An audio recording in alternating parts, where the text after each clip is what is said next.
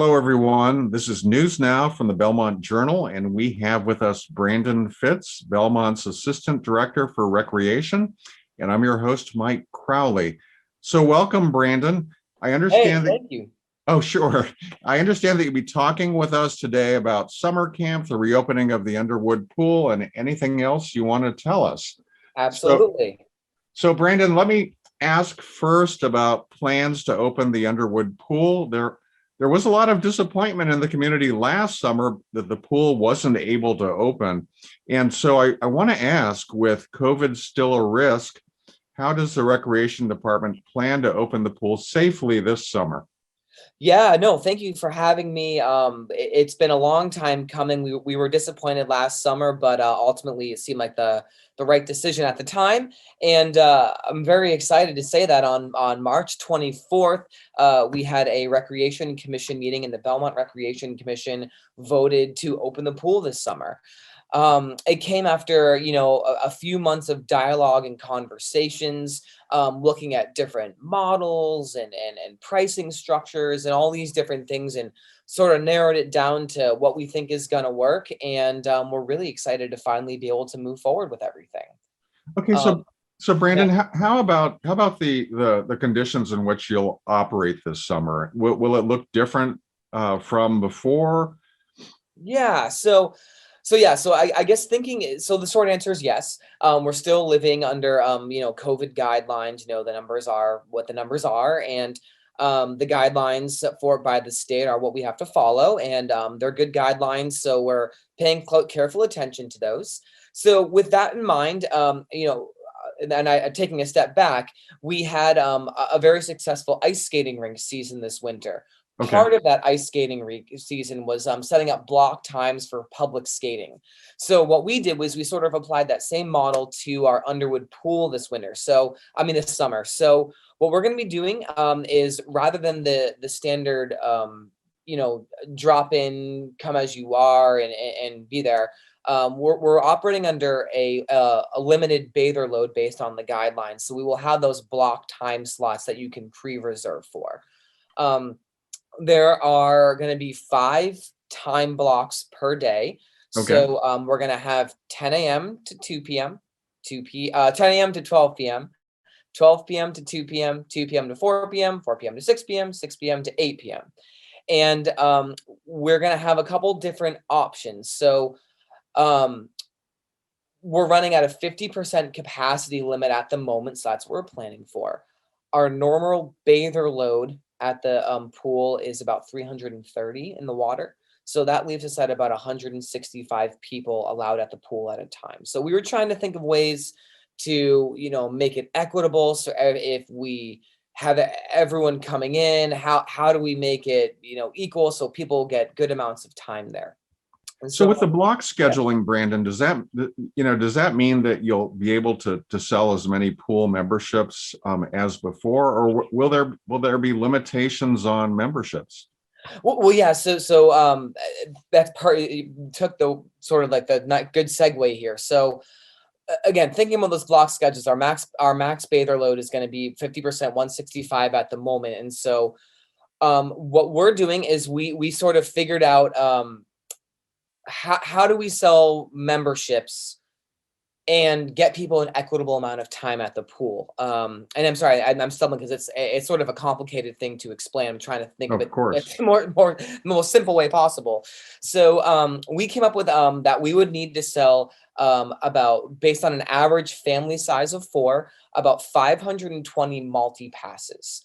Okay. And with those 520 multi passes based on a family of 4, that guarantees everybody 2 time slots per week at the pool. We then also have some individual pass options. We have 82 of those available. And that would be, for a single person, going on their own. And that would be guaranteeing them as well 2 times a week at the pool. We also have some senior passes for residents 65 years of age and older, 25 of those available. But again, all those numbers equate to guaranteeing 2 times a week at the pool. However, I think on the flip side of that is we don't want spots to go unused. So, for example, if you are a resident and you're able to purchase those memberships, you will then have time in advance, a week or so in advance to book those time slots. If certain time slots are going underbooked and underused, then we will re-release those time spots to anyone who has already booked in the past. So you may be able to go more than 2 times per week, but you're definitely guaranteed 2 times per week. So Hopefully Brandon, that makes sense. yeah, oh, yes. So Brandon, how about options for day passes? Will those still be an option this year? Of course. So we do have room for day passes, so folks that, might not want to bite on the full blown membership, you can buy day passes. We have those rates that were set forth, $10 for a resident child and $15 for an adult resident. And yeah, we have a certain number of those blocked out for each of those 2-hour time blocks as well. So those will go on sale to residents, I think 2 days ahead of the date of that you'd want to go to the pool, and then they'll go on advance to non-residents at the non-resident rate 1 day in advance. So residents will have a heads up on that. And again, if those spots go unused and we find that those there, we would re-release those spots to the members as well. Okay, so it sounds really positive. I know a lot of people will be looking forward to the pool opening up. Let me ask you, Brandon, about options for summer camps and other fun for kids that you have planned this summer. Yeah. So last year, we have an awesome summer camp staff. The high school students and the college students in the area are just phenomenal. And so last year, when all this was coming out, we felt that it was so important to have a summer program option for kids to get outside, in the midst of the tough conditions. And we did it safely and effectively for 9 weeks last summer. So we're building off of that excitement and that sort of success for this summer. And we're going to be offering 7 weeks of skip camp over at the Wellington Elementary School again. We have increased capacity for our camps this year. So last year we had a very limited number of kids we took. This year we're kind of back to that normal capacity. But we're still abiding by all the regulations. We're making sure people are in cohorts, and I don't foresee masks going away by the time summer happens, but certainly we'd follow all that. So, we're planning on rolling. We're within races. We're pending licensure by the Board of Health again. So, Skip Camp will be here. They will have an opportunity to go to the Underwood pool and go swimming this summer, which will be different from last summer, a few days a week. And registration opens up this Thursday, April 1st. And that was the next thing I was going to ask you about registration. So where can people go to find out more and to sign up? Yeah, so everything's posted at belmontrec.com. So if any of the stuff related to Underwood Pool didn't make sense, it's right on the homepage. There's a link to it. It's all spelled out very clearly on there. And then the camp stuff is posted there as well, as long as registration.